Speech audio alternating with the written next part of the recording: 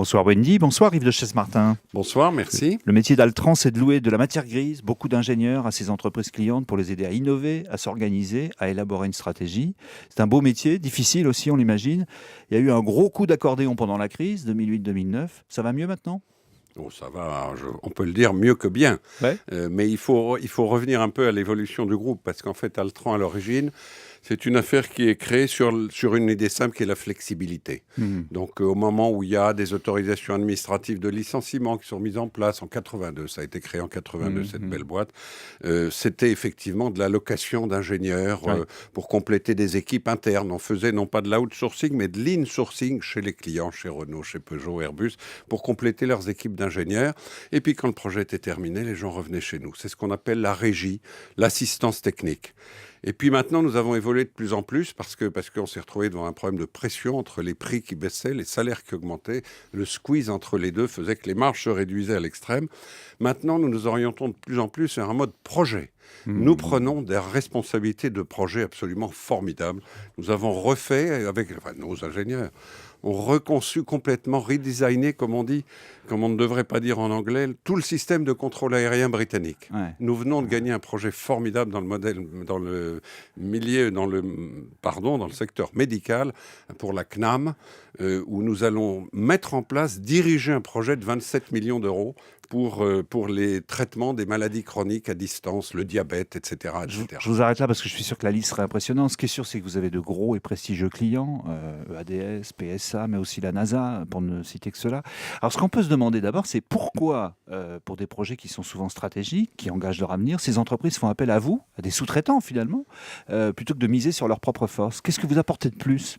C'est plus vraiment de la sous-traitance, c'est du partenariat pur et simple en réalité. Mais quand même. On apporte toujours et encore la flexibilité, parce que quand un exemple, c'est Airbus qui sait que dans 5 ans, dans 6 ans, les Chinois vont devenir un partenaire concurrent très difficile, important, et c'est normal, c'est une sorte de rééquilibrage mondial géographique. Ils savent qu'il faut accélérer, ils le font. Les techniques nouvelles pour avoir un train d'avance, un avion d'avance sur les Chinois dans 5 ans. Peut-être. Bon, mais dans 5 ans, les techniques seront là, le concurrent sera là, et donc il faudra bien que le projet s'arrête et que les ingénieurs fassent à autre chose. C'est ça, c'est aussi, pardon de le dire, la compétence, l'excellence, parce que 17 500 cerveaux dans le monde, monsieur, ça se trouve pas comme ça, sous le pied d'un cheval, pardon, et pour les recruter, pour les garder, ces talents-là, pour avoir ce qu'on appelle les compétences transverses d'un secteur à un autre, avoir à la fois des électromécaniciens, des électriciens, des spécialistes des simulations de mathématiques, etc., etc., c'est bien d'avoir toutes ces compétences transverses sur un même métier pour un même projet. Alors vous l'évoquiez vous-même, une chose est de faire appel à vos services, une autre est de les payer ou de les faire payer au juste prix. Il y a eu un problème dans la période récente puisque, en gros, vos clients vous pressuraient énormément sur les tarifs. Il y a même eu une médiation publique à ce propos. Ça va mieux ? Eh bien, ça, c'est la grande nouvelle de la reprise de la croissance en 2010, à partir en particulier du deuxième semestre 2010, c'est que nous avons été capables de faire remonter les prix.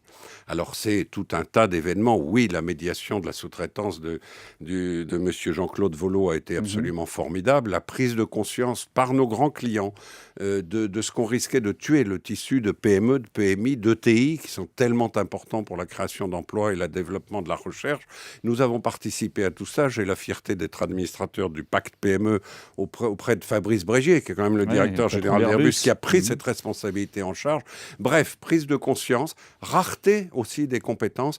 Tout ce qui est rare devrait être cher. Normalement, Nous le savons tous. Et par conséquent, la compétence de ces jeunes mérite d'être reconnue, mérite d'être payée à son juste prix. Alors, en même temps que vos résultats, qui étaient en nette progression pour l'année 2010, vous avez annoncé il y a quelques semaines que vous alliez quitter le Brésil. Ça peut surprendre, tout le monde s'y précipite en ce moment. Et vous dites, on s'en va. Pourquoi ? Parce que nous ne sommes pas brésiliens. C'est vrai. Et parce que dans un problème et de maïs critique et de climat préélectoral un peu compliqué, pour pas dire autre chose, au Brésil l'année dernière, en tout cas en 2009, et jusqu'à aux élections qui ont eu lieu au mois de novembre, on s'est retrouvé devant des situations absolument indescriptibles, incompatibles avec certaines règles de ce groupe en termes de gouvernance, d'éthique, de procédure. Et par conséquent, nous avons le conseil d'administration du groupe ADS décidé de quitter le Brésil d'une façon ou d'une autre. On est encore en train de voir. Garder la marque là-bas, garder la possibilité de livrer les projets de nos grands clients européens. Un adieu définitif. Oui. Voilà, non, c'est en tout cas fermeture d'une façon ou d'une autre du passé et tourner la page. Alors vous visez 2 milliards d'euros de chiffre d'affaires en 2012, vous êtes à peu près 1,5 milliard aujourd'hui, mais si vous lâchez des pays, des filiales, où est-ce que vous allez la trouver cette croissance ? Alors la croissance, elle est retrouvée depuis début de 2010. Elle s'est accélérée fortement au deuxième semestre. Au troisième trimestre, nous avons fait plus 11% de croissance en France, par exemple. J'ai pu indiquer au marché qu'on était sur une tendance de plus 8 pour les premiers mois de l'année. Je suis très confortable avec cette estimation de l'époque. Voilà, la croissance, elle est dans les besoins. Les grands clients industriels ont compris que la sortie de crise passait par les innovations technologiques. C'est ça. La voiture électrique, mais les avions plus légers, mais toutes les innovations technologiques. La consommation continuera d'être la consommation, mais probablement pas avec les voitures designées, conçues il y a 10 ans ou il y a 5 ans. Et donc l'accélération de ce qu'on appelle le time to market, l'accélération de la concurrence globale, fait que l'innovation technologique est une clé. Et par conséquent, la croissance, elle est là. Alors 2 milliards, peu importe, je dirais, ce qui est important pour nous, c'est de privilégier les marges et la rentabilité à la croissance. Le volume pour le volume, non. Mais la croissance rentable, la croissance profitable, permettant d'aller vers un modèle récurrent aux environs de 10% de résultats d'exploitation que nous avons déjà atteint ce dernier semestre en France, 10,1% de résultats d'exploitation. Nous voulons l'étendre partout dans le monde et dans toutes nos activités. Vous avez été patron de presse dans une autre vie, à la tête du Figaro. Si Altran devait mener une mission pour la presse aujourd'hui, vous feriez quoi ? Vous diriez quoi ? Écoutez, alors il y a un point commun, c'est l'ego des journalistes et l'ego des ingénieurs, c'est pas mal non plus. Oui. Mais c'est aussi et surtout la recherche des contenus, la recherche de l'excellence des contenus. Finalement, c'est ça qui vous rapproche, les journalistes, des ingénieurs, c'est que vous êtes en fait le rapport qualité-prix, mais d'abord celui de l'excellence des contenus, c'est probablement un trait commun. Et puis vous savez, le management des hommes et des femmes, ça se fait à peu près partout dans le monde, dans les mêmes secteurs. Le jour où Lou Gertner est devenu président d'IBM, il venait du pet food, des nourritures pour animaux. Et on lui a demandé pourquoi il changeait de métier comme ça. Il a répondu, vous savez, moi je suis là pour faire travailler ensemble les personnes qui travaillent, les hommes, les femmes de ce groupe, qui sont le seul actif, la seule richesse de ce groupe. Ce sont les hommes, les femmes de talent, 17 500 qui travaillent. Il n'y a pas de stock, il n'y a pas d'usine. La seule valeur, c'est les services de ces gens-là, c'est leur intelligence, leur créativité. Et croyez-moi, chez Altran, ils sont au top. Merci beaucoup Yves de Chaise-Martin.